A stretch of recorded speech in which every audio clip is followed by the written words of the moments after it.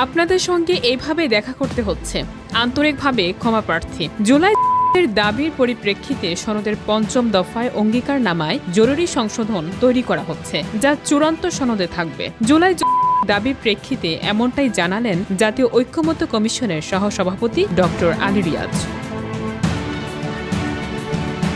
17 October জাতীয় সংসদের দক্ষিণ প্লাজায় জুলাই জাতীয় সনদ স্বাক্ষর অনুষ্ঠান অনুষ্ঠিত হওয়ার আগে কার্যত কেন্দ্রবিন্দুতে চলে আসে জুলাই।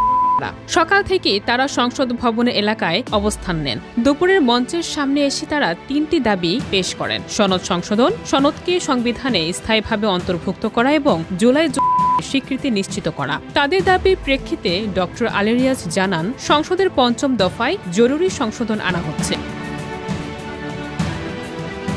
আলী রিয়াজ বলেন, স্বীকৃতি, মর্যাদা এবং নিরাপত্তা নিশ্চিত করা হবে। কমিশন ও সংশ্লিষ্ট দলগুলো একমত হয়েছে। তিনি আরো বলেন, কমিশন 31 অক্টোবর পর্যন্ত বহাল রয়েছে।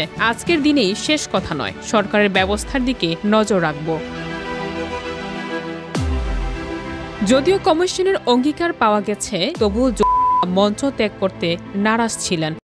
শেষ পর্যন্ত আইনশৃঙ্খলা বাহিনীর হস্তক্ষেপে তাদের সংসদ ভবন এলাকা থেকে সরানো হয়। রাজনীতিবিদ ও বিশ্লেষকরা মনে করছেন, তাদের এই অবস্থান সরকারের উপর সরাসরি চাপ সৃষ্টি করেছে এবং সনদ সংশোধনের প্রক্রিয়ায় গুরুত্বপূর্ণ প্রভাব ফেলেছে।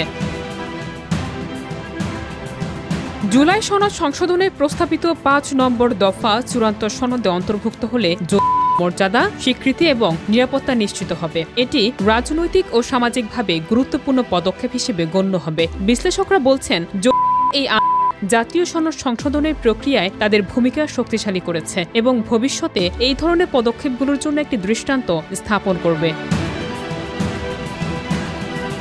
সংসদ ভবনের দক্ষিণ প্লাজায় যোদ্ধাদের অবস্থান, কমিশনের অঙ্গীকার এবং আইনশৃঙ্খলা বাহিনীর এই 3 ঘটনা আজকের মূল ঘটনা হিসেবে উঠে এসেছে। এই সংশোধনীয় প্রক্রিয়া শুধুমাত্র জুলাই দাবির প্রতিফলন নয়, বরং জাতীয় সনদ সংশোধনের ক্ষেত্রেও এক গুরুত্বপূর্ণ রাজনৈতিক মোড় হিসেবে বিবেচিত হচ্ছে।